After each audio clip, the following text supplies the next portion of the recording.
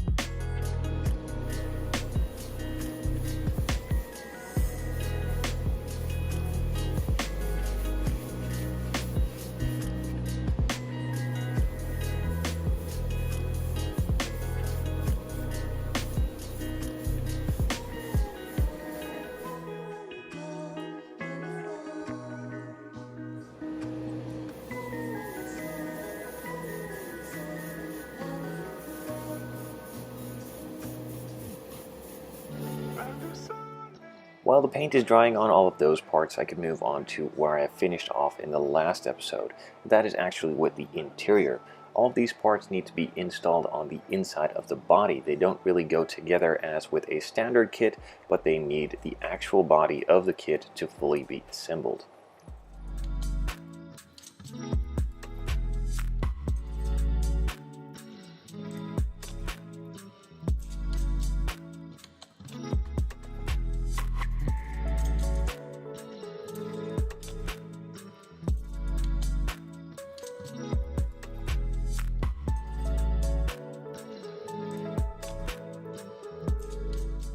With the interior in, I could move on to putting the chassis on as well. This is simply just glued in place. There are some screws included, but the holes aren't really all that well pre-drilled, and a bit of glue holds it in just as good and is a lot easier. On the exterior side, I needed to move on to some final details there as well. The rear shark fin antenna was put on the roof, and the door handles were glued in place.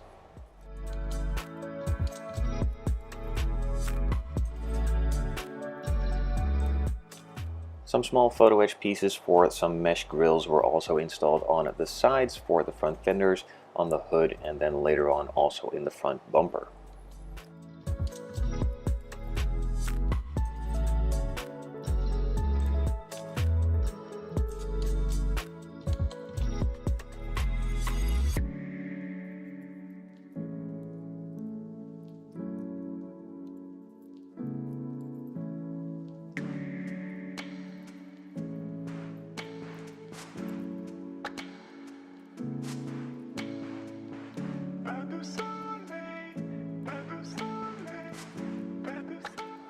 On the side of the headlight bucket there was a small photo etch piece that needed to be glued on as well. I also wanted to detail it up a little bit more. I deviated from the original design of the headlights by painting them black, but I didn't want them to be one big black piece, so the side piece I left in silver, and the surrounding areas on the main beam I painted in a gunmetal, and the inside of the lens was painted in a silver to give it a nice reflective finish.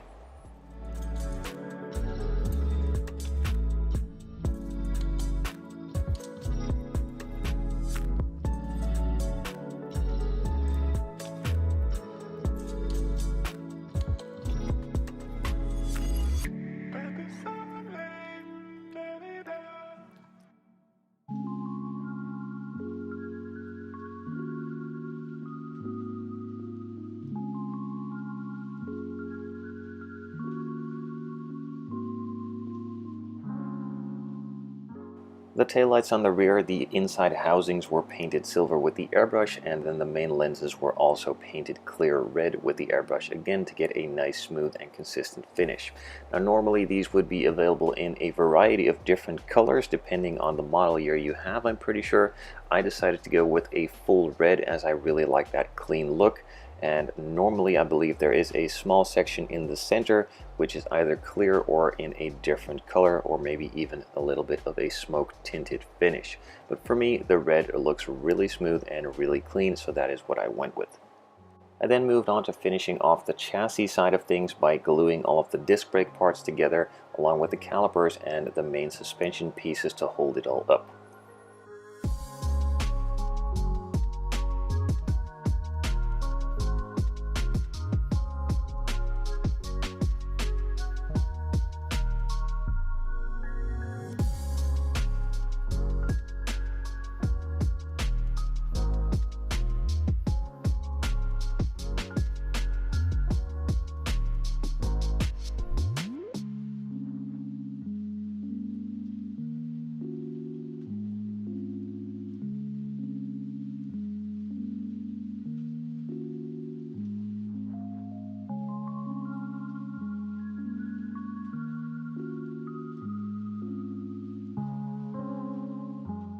Three of the wheels are really simply just glued in place and fit together really nicely, and the fourth and final one on the front didn't really sit all that well. It stuck out a little bit too much, so that needed a small amount of adjustment. I simply just filed away a little bit of the way that it mounts in there, and then it could be slid in a little bit deeper to have a flush alignment.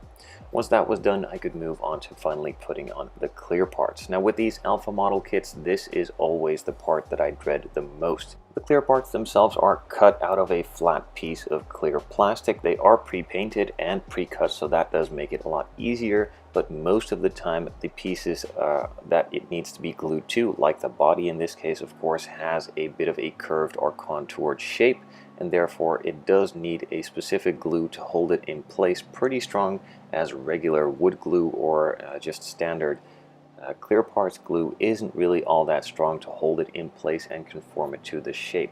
So I decided to use Super Gold Plus. This is of course a super glue, and it can hold the parts in pretty nicely and should hold them there permanently. However, during the installation you need to be extremely careful, as this glue sticks to pretty much anything permanently really fast and can ruin or smudge the parts permanently. So for me, always pretty nerve-wracking to do this, and I really make sure that I take my time so that I don't ruin anything and the parts are where they need to be the first time around.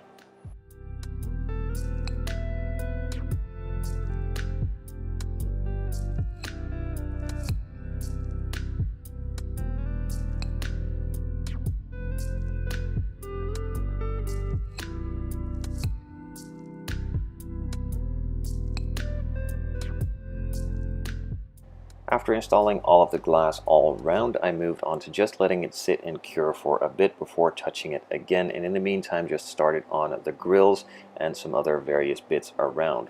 Even though it is super glue, it does still stay tacky pretty long, specifically if there are small puddles that haven't been covered by parts or stuff like that, so stay away from it for a little while before you remove the protective covering on top of it. In this case there is a clear protective sheet of plastic on top of it, which does still need to be peeled off, and I'm also going to need to install the window frames later, but for now I'm just going to move on to the other details in the meantime.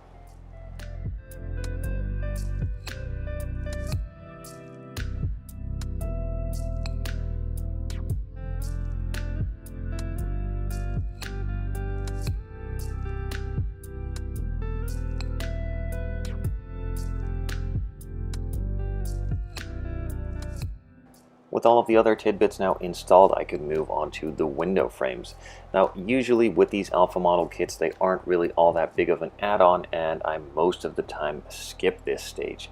Now, in this case, it is a pretty big detail piece on the side of the car, and I absolutely had to install it. So, in order to help me install it and keep it in place permanently, I added a piece of double-sided tape to the main piece in the center with the biggest area of glue that needs to be applied.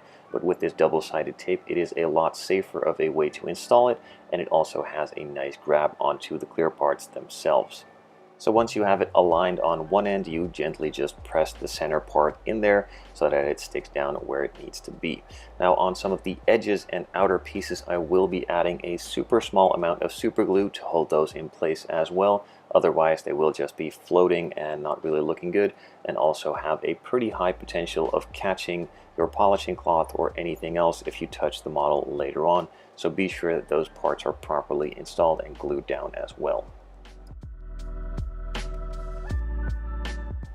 A lot of times with Photo Edge upgrade sets or these Alpha model kits, you get a small sheet of actual Photo Edge window wipers. Now I don't really like the way that these assemble. They are really fragile, super sharp pieces, catch really easily on all sorts of polishing cloths or brushes to remove dust from the model, and I don't really like the way they look. So instead I just took some pieces that I had left over from a 350Z, painted those black and installed them instead, as I really like the way they look a lot better than those Photo Edge pieces. I then finalized the details on the wheels, painted the lug nuts, added all of the decals and emblems all around, and also painted some of the lower laying areas where the aerodynamic parts and pieces of the air flow through with some black paint to hide the gold paint and the fact that there of course aren't really any aerodynamics to this model whatsoever. So I just painted them black and hid them in the background. And as a final touch, I went over all of the panel lines with a bit of panel line accent color to make them nice and black and also give them the shaded look to hide the gold paint that is in there and make it just a nice uniform color and have it a black shaded finish. I hope you guys enjoyed this build as much as I did. I flew through it. It assembled really easily, was a super nice kit to work with, and also a really cool color in my opinion. Let me know down in the comments below what you thought of this build and what you think I should do next.